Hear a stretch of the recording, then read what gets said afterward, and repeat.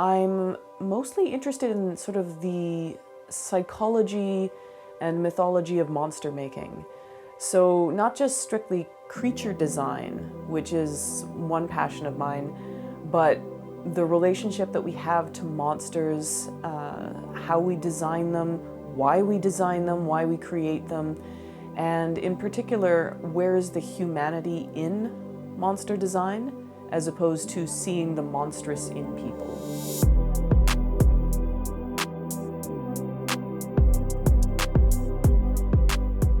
Creature design on its own, that seemed to be where I gravitated to. And as much as I wanted to speak to larger issues and more emotional kind of concept work, it seemed to be my strength to just make monsters and creatures and weird little scuttly things.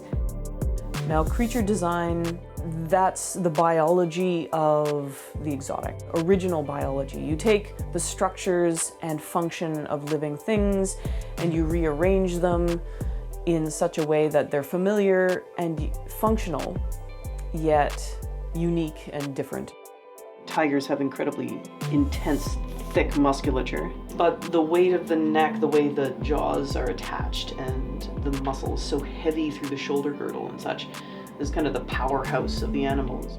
Monsters don't have to make biological sense. They are aberrations to the logical order of things. What makes something monstrous is how much of a deviation it is from what is accepted and what is normal. But monsters also serve as that dark reflection because they speak to what we fear.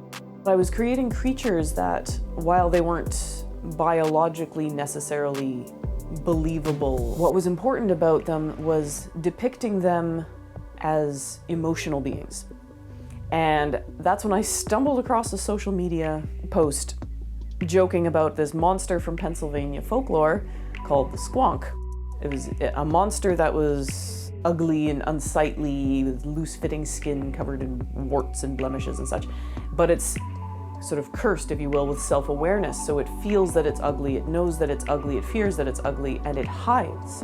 So I set upon designing a squonk, designing one of my own, kind of based on those criteria, but with particular attention paid to the emotion of it. It really was something kind of tormented by these feelings of being an outcast and being isolated and unloved. And everyone I pitched it to, everyone I showed my artwork to, all had the same reaction, which was very pitying, like, oh.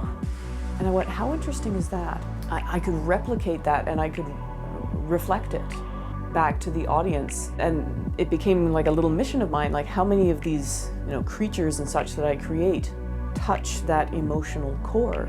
And if you can find a connection point with people, you should. That's sort of been my goal, to see what things can encourage people to take a step forward and engage with something that otherwise they might have been repulsed by or repelled by. With my monsters, there's an element of suffering and transformation, a desire to tear free of the physical pain, the prison, if you will, that you are in. Finding a way to express the internal conflicts, but also the internal comforts is important.